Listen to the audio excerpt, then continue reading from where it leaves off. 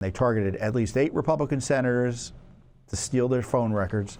Yeah, I know there was a subpoena, or they went through the legal process, but it was not good faith. So as far as I'm concerned, they were stealing crap they knew they shouldn't have been able to get access to.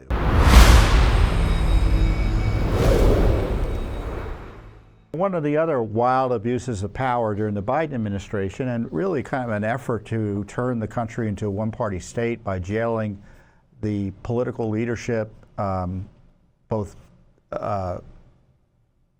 informal and formal, of the Republican Party, was January 6th. They used the January 6th incident as a way to try to jail Trump, destroy Republican Party organizations and activists.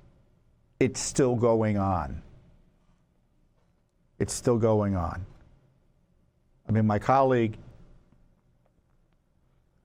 Christine Bobb, she was indicted in Arizona for doing nothing.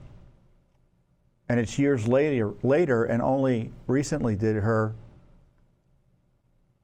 indictment get dismissed.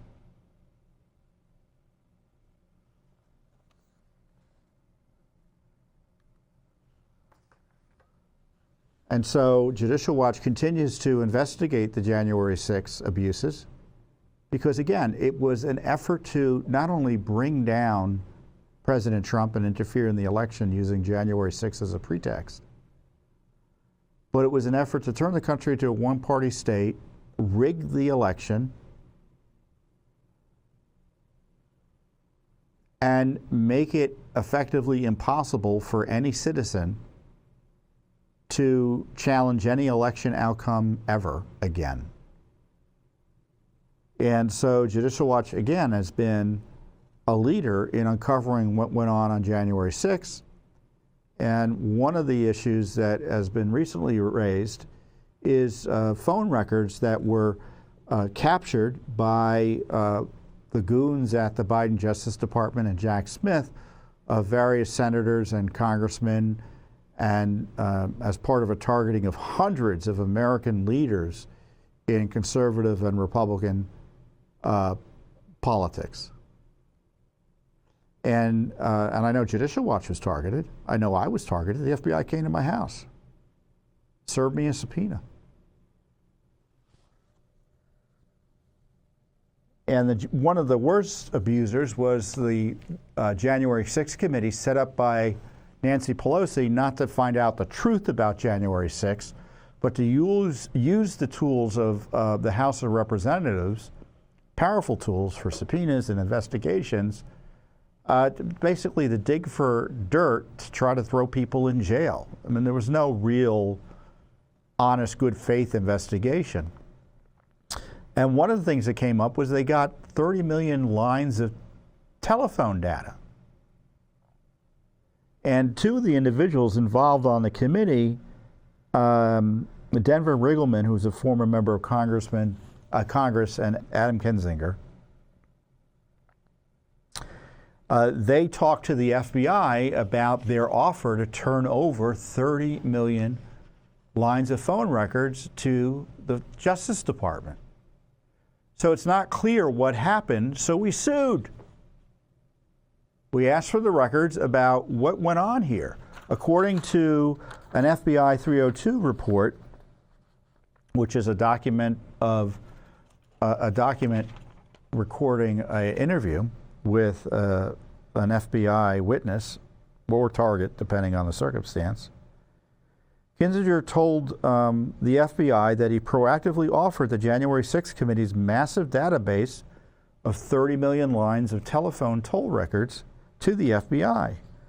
The summary states Kinzinger stated the Select Committee to investigate the January 6th attack on the U.S. Capitol collected and linked a substantial amount of telephone data and noted the FBI may already possess such data. While former Congressman Denver Riggleman, he worked as a staffer, I think, on the committee, even as a former congressman, worked with the Select Committee, Riggleman, had a contact and was able to obtain toll information, including for White House route or switchboard numbers via congressional subpoena. Kinzinger noted that Kinzinger, did not conduct the analysis himself, but that Riggleman had identified certain telephonic connections between numbers and identified as being associated with the White House and certain individuals. Kinzinger indicated that Riggleman may never have received direction on what to do with the toll data, which included, again, this is from the FBI, approximately 30 million lines of data. Kinzinger believed it was in an electronic format, but did not know if it was the original material or returns. Again, they targeted at least 8 Republican senators to steal their phone records. Yeah, I know there was a subpoena, or they went through the legal process, but it was not good faith. So as far as I'm concerned, they were stealing crap they knew they shouldn't have been able to get access to.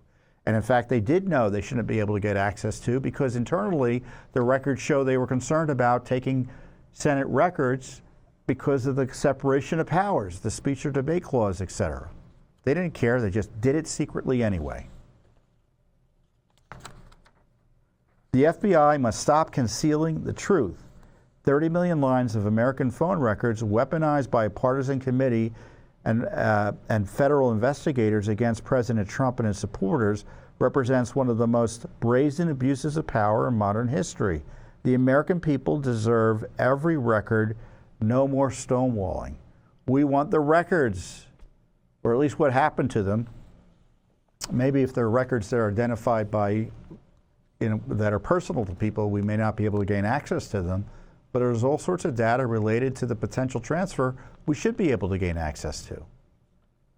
And of course, this isn't Judicial Watch's first rodeo when it comes to January 6th, as I've noted. We obtained just a few weeks ago all the body cam footage from the DC police. Took 5 years. So January 6th is the worst day in American history. Yet you had 1,000 hours or so of body cam footage from the DC police that hadn't been shown to the public. Judicial Watch sued and got the records. Our lawsuit was a success. They're now up online. You can look at them. I'll post a link below.